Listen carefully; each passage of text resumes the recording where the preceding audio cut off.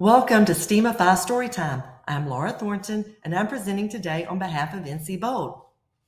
I am a digital teaching and learning specialist in Duplin County Schools, which is a small school district in eastern North Carolina. And our focus today is bringing literacy to life through STEAMifying your story time. In our district, we've embraced our heritage, and we have incorporated STEM to not only stand for science, technology, engineering, and math, but as well as arts and agriculture. We are a predominantly agricultural district, and we are very proud of that heritage. And so this STEAMA actually promotes and encourages thinking outside the box and STEAMifying our instruction. What does that look like? For us, we use class read-alouds, but we also have a makerspace, and I want to get a pulse of the room to see how our room uses both of those. From there, in our for this lesson, in our presentation, we're going to do the read aloud, but for our video purposes, we're not going to do that. But I did want to share with you what this looked like in our schools. So for our students, we read After the Fall, How Humpty Dumpty Got Back Up Again. And what we did with this story was we read this to our high school math 2 class. Yes, high school math did this activity. And how this looked in the high school math is they did the read aloud. And then once they did the read aloud, from there we had the students build devices that an egg could survive a drop. The students did mathematical equations focusing on time and measurement and how far it dropped from their target area. So I have a few pictures that I'd like to share with you of what that looked like. These were actual devices that the kids created. Here, the students are enjoying the read aloud. They had to come up with, they formed partnerships, and they got creative with their names of their partnerships. So that was kind of a fun moment there. They also here had to build their devices using makerspace supplies as well as supplies that they bought in. They had a chance to apply the engineer design process. And then from there, we went outside and we dropped the devices with the eggs on the football field. As you can see, we've got our measuring mat out, as well as the kids have their devices, their cell phones to time how long it took for the device to drop. So what did that look like? I have this video that kind of puts it all together for you so you can check it out.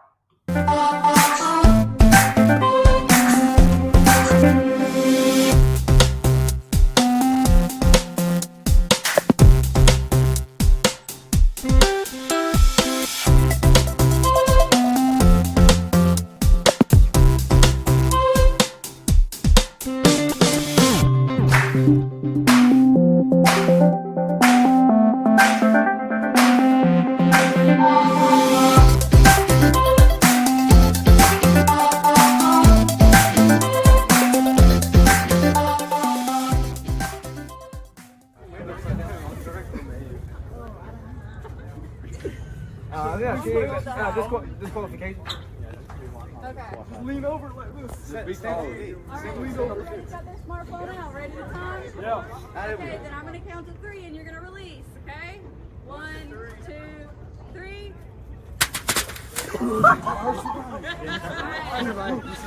But wait. 1, 2, 3. Oh!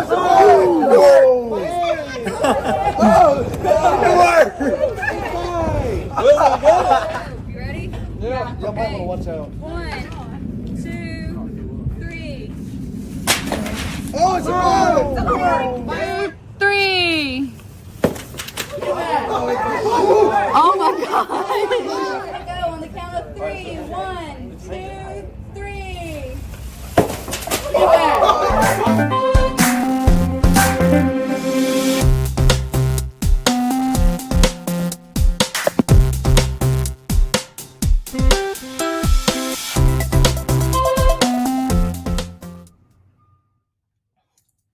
As you can see from the video, our students had a lot of fun. There was a lot of chatter. It was a great experience as far as not only did they get to enjoy the read aloud, but they got to process the read aloud by doing a hands-on application of the story.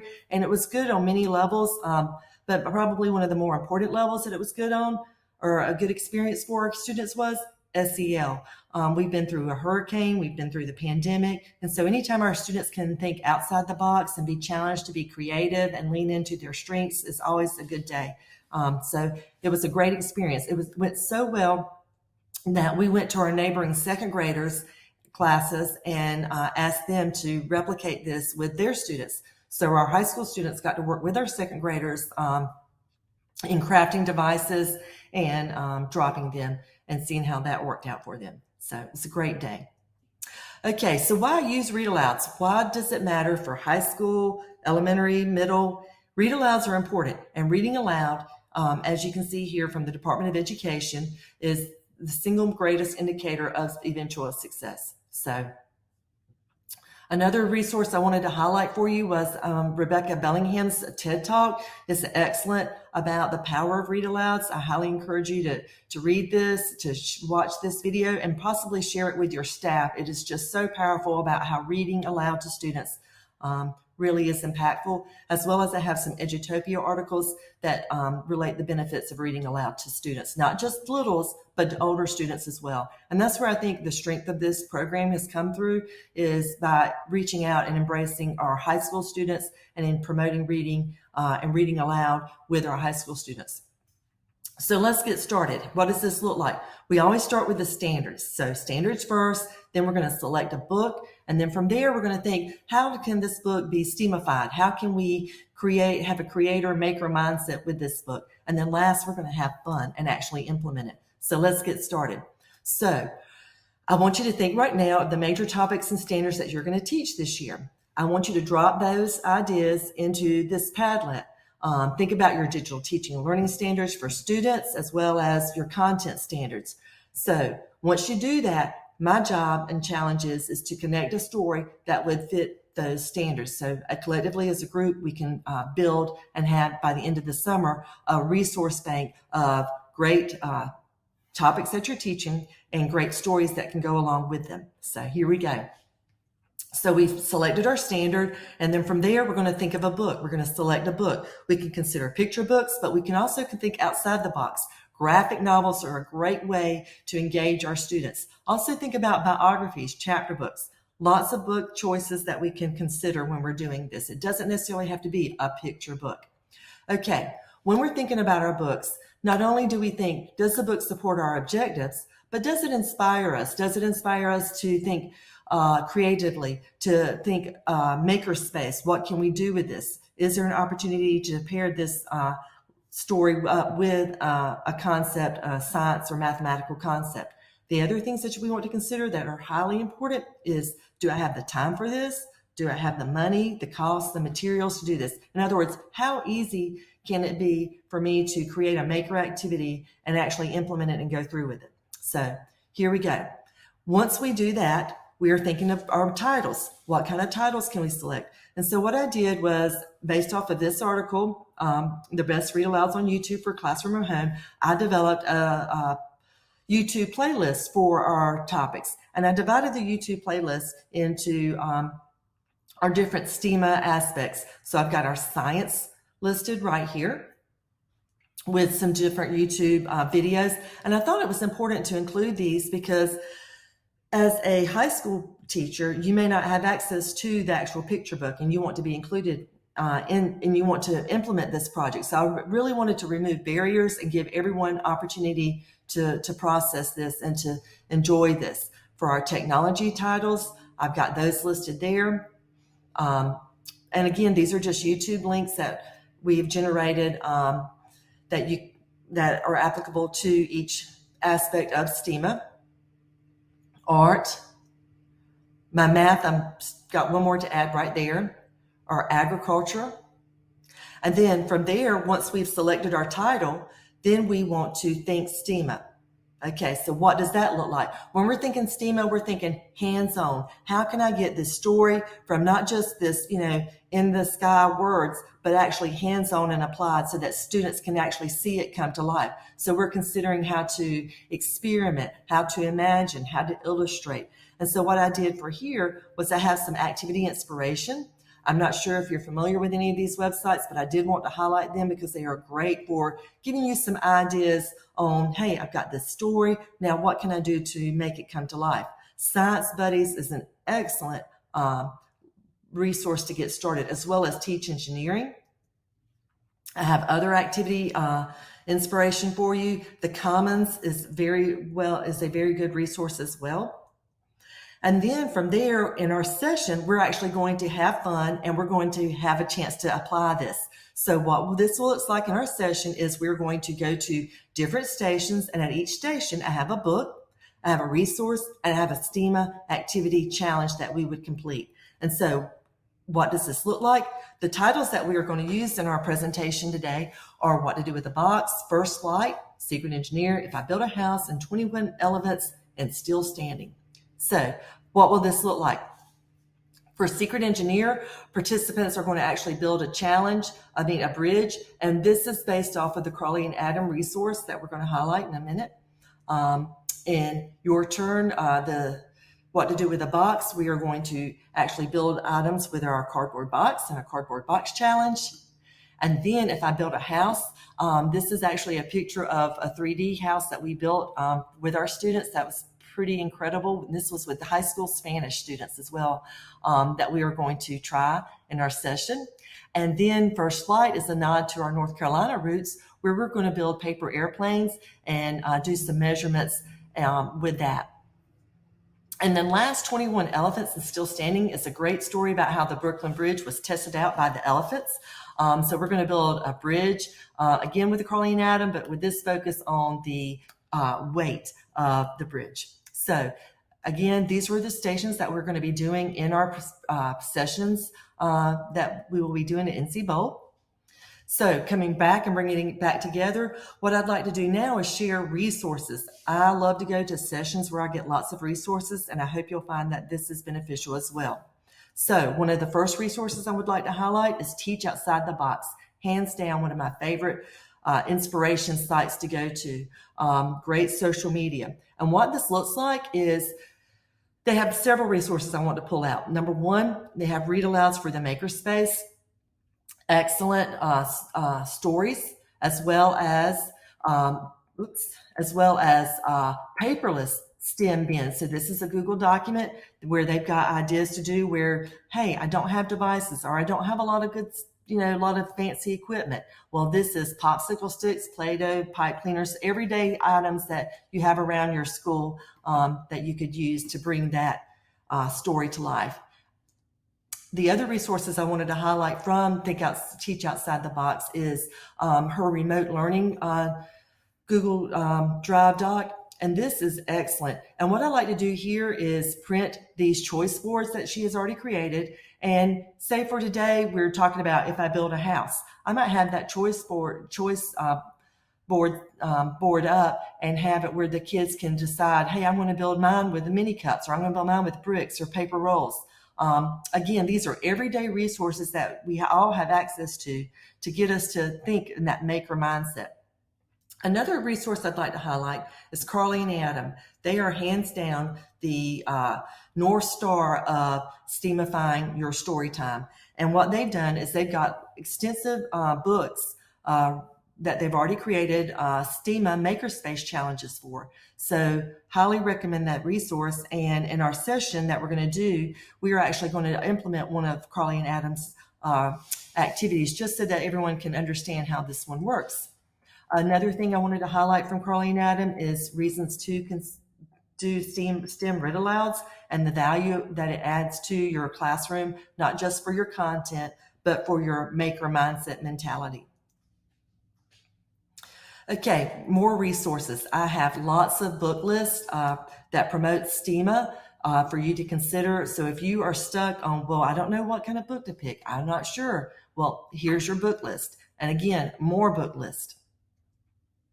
So Resources. From here, what I did was I broke down our STEAMA resources, and I did it based on the actual word STEAMA. And so I have our science resources. One of the things that I love about my science resources is if you've not used the National Science Standards for teaching, they have this wonderful collection of books called Picture Perfect Science, where they've got the story broken down as well as the science activities and the standards, the national standards that it meets. This is hands down an excellent resource that I highly recommend. Again, more resources for you, again, broken down by the topic. This one is for technology, lots of great books, as well as the little activity to go with it. The STEM picture books by Codable is excellent because it's got the picture book synopsis as well as the synopsis of a STEM activity that you could do with the title. More resources for you for engineering, art, and for the art one, I wanted to pull this one out as an example. Quiver Vision is a great resource to use. So imagine you've got a coloring sheet, but imagine that the coloring sheet can actually come to life in a 3D image. So I've got a video connected to our presentation that shows what this would look like. So I've read a story, I've got my coloring sheet off of Quiver Vision, I color it in, and then I hold my app up to the my coloring sheet from Quiver Vision, and it will actually make the items come to life. It is amazing and such a cool way to implement, to show art comes to life. They have a free and a paid version, but totally amazing way to see that come to life. Math. And then last but not least, and most importantly in our county, is agriculture. Think Gail Gibbons, think Eric Carlisle, the tiny seed. So many ways to implement the agriculture into your classroom and promote that. So I have more book resources. Let's just say this. Let's say that I'm very stuck on I'm a high school teacher and I don't see how this STEAMifying storytime can help me. Think of it this way. Every great discipline started with a founder of that concept. There are lots of biographies out there that can get you started. So here's an idea. Find the biography of a person that you're studying in your curriculum, and then use that story to jump off and do your maker activity with that story. So there's a place in STEAMifying Storytime for all parts of the curriculum. Another resource that I'd like to highlight is the American Library Association. This past year, they did a wonderful job in School Library Month of pulling together resources for stories that are connected with STEM. And how it looked was they created these take and make handouts. And if you go to the American Library Association, you can find these. I have it linked here in our presentation, where, as you can see in my example I've pulled out, they've got the picture book, they've got the materials you would need, as well as the activity. And again, all of this is like no cost, low cost activities that you can do to bring this story to life. I just thought it was such an impactful way for them to show the connections and relevancy of stories to the curriculum. And I think any way that we can promote that relevancy and that value of reading to our curriculum is just so impactful and helpful for our students. This past year, Shannon Miller, author of The Library Voice, presented at NC Ties. And if you had a chance to go to her sessions, they were wonderful. She did a session on Let's Bring Literacy to Life through Making in STEAM, which I thought was pretty spot on. And she has shared the ultimate Padlet of titles connected to books or to topics that are already ready for you to go. So highly encourage you to check out her presentation from NC Ties this year. Excellent. Another resource to check for ideas on how to implement your STEAMifying your story time is publisher resources. I've got an example here from Made by Maxine, where they actually have the STEM literacy ideas already created for you. As you can see here, it says no tech, low tech, and high tech. So that's not something else to consider when you're STEAMifying your story time. Now, something that I created for you guys is book menus. I love the book menus. I love to post them in my media centers. I love to post them in classrooms. Such a great way to share with students and get books out there without you actually having to make sure you connect with everyone. Sometimes you're not able to do that. And so this is just another great way to promote, advocate, and share out resources. And so what I've done is created a Canva template for anyone who would like to grab it. And you can recycle this. You can print it out as your own, or you could do it where, hey, I don't have these books, but I have this book. And so you can customize it to fit your needs. I've got it broken down for science, technology, engineering, arts, math, and agriculture. So they are yours to use and enjoy. And they're also linked. All those titles are linked. So great resource for you again. And I would recommend sharing this out, posting it in my classroom as well as in my media centers. So another resource that I created for you is bookmarks. I've got one for every topic of STEAMA, and these are just color bookmarks that you can use. Again, these were created in Canva, and you can just simply recycle them to customize them for your own initiative. So I want to thank you today for joining me. I hope this has been a helpful session, and I just encourage you to STEAMify your story time. Thank you.